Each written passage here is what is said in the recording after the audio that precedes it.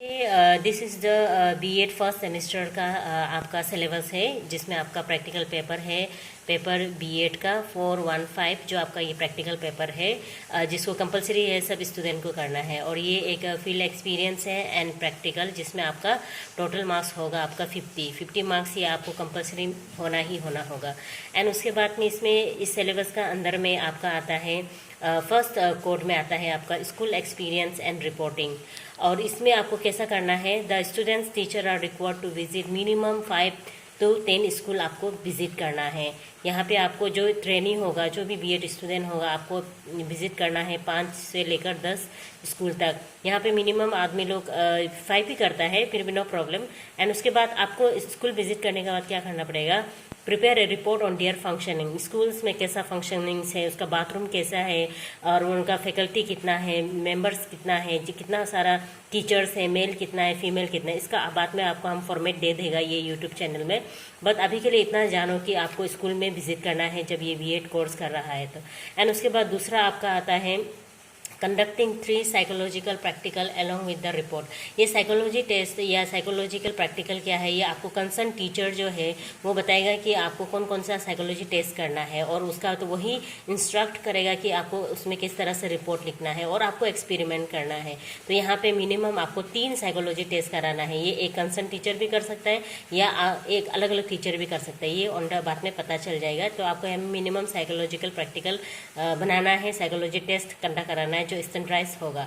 And उसके बाद ये नंबर 3 में आपका आ जाता है collection relevant data related to the functions of RTE and implementation of RTE intervention in the school and submit a report on it। that means इसका मतलब क्या है, आपको ये स्कूल में विजिट करके आपको यहाँ पे रेलेवेंट डाटा यानी कि आरटीई का अंदर में उसका इम्प्लीमेंटेशन हो रहा है कि नहीं हो रहा है, दैट मीन्स वो फंक्शनिंग्स हो रहा है कि नहीं। राइट, तो एजुकेशन का अंदर में वो स्कूल में वो सब दे रहा है कि नहीं दे रहा है, ये सब आपको रिपोर्ट लिखना है और उसको सबमिट करना है। ये भी आपका 10 मार्क्स का है, दैट मीन्स अभी आपका यहाँ में 30 मार्क्स चला गया है।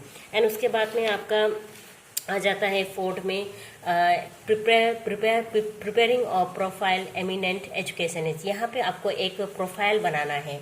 ये प्रोफाइल कोई भी हो सकता है, जैसे कि इसमें आपको 5 कैटेगरीज दिया गया है। फर्स्ट है आपका एजुकेशनिस्ट, कोई भी एजुकेशनिस्ट जो आपका फेवरेट है उसको आप लेकर एक प्रोफाइल बनाना है।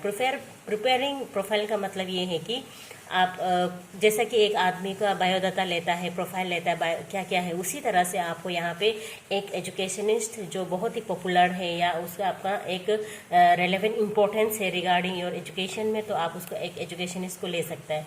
एंड सोशल रिफॉर्मर्स का मतलब क्या है कि कोई भी सोशल वर्क किया है, सोशल में रिफॉर्म लाया है, नया चीज़ चेंजेस आया है, अगर आपका वो फेवरेट है तो भी आप उसका ऊपर में एक प्रोफाइल बना सकता है, उनका बायोडाटा दे सकता है, वो कैसा है, क्या क्या कंट्रीब्यूशन किया था। एंड उसके बाद में आपका ये 2 है, और ये 3 में आपका आ जाएगा सोशल एक्टिविस्ट। तो आप सब जानता ही है कि सोशल एक्टिविस्ट जो सोसाइटी के लिए अपना मतलब अपना को छोड़कर और दूसरा सोसाइटी के लिए जो काम करता है, दूसरों के लिए जो काम करता है, तो आप सोशल एक्टिविस्ट भी ले सकता है, चाहे आप अरुणाचल से भी ले सकता है, चाहे आप वुमेन एम्पावर का भी ले सकता है, या डिफरेंट कैटेगराइज में आप किसी को भी ले सकता है एज यू विश। एंड उसके बाद पोइट्स मतलब कि जो भी अच्छा पोयम जो लिखता है या जो कवि है, आप उसका फेवरेट है और वो सोसाइटी के लिए सच में कुछ किया है, तो भी आप उसका प्रोफाइल को लिखना है। प्रोफाइल में आपका फ़ोटो होगा, इंटरव्यू भी ले सकता है। एंड उसके बाद में आपका है नॉवेलिस्ट में यानी कि जो उपन्यास लिखता है, आप उसका जो सबसे अच्छा नॉवल है जो सच में बहुत ज़्यादा फेमस है या अवॉर्डी है, वो सबको भी आप लेके एक प्रोफाइल बना सकते हैं। और उसके बाद स्टेट्समैन में बहुत सारे स्टूडेंट लोग कंफ्यूज होते हैं, यहाँ तक तो समझ में आता है, लेकिन ये स्टेट्समैन में थोड़ा सा कंफ्यूज होता है और कई बार स्टूडेंट पूछते हैं कि ये क्या है।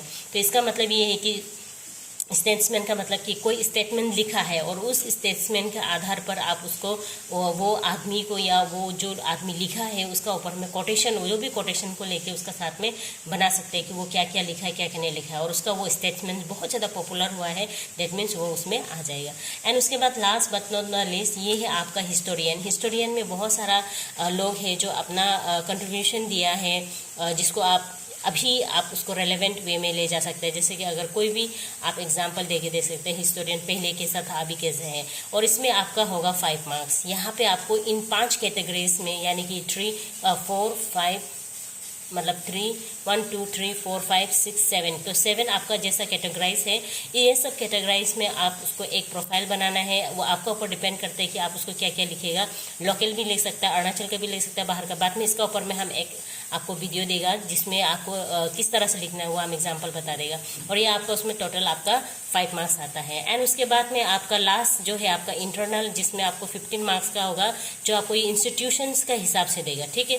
कॉलेज में देगा, कॉलेज का तरफ से टीचर्स लोग क्या क्या दिया है, आपका डिसिप्लिन का हिसाब से, आपका अटेंडेंस का हिसाब से, और आपका जो भी आप काम देता है, टास्क देता है, उसको आप चेकअप करता है, तो उसके हिसाब से टीचर्स लोग यहाँ पे आपका पर्सनल जो भी आप एक्टिविटी देता है उसका आधार पर आपको 15 मार्क्स देगा। तो टोटल आपका यहाँ में आता है 50 मार्क्स।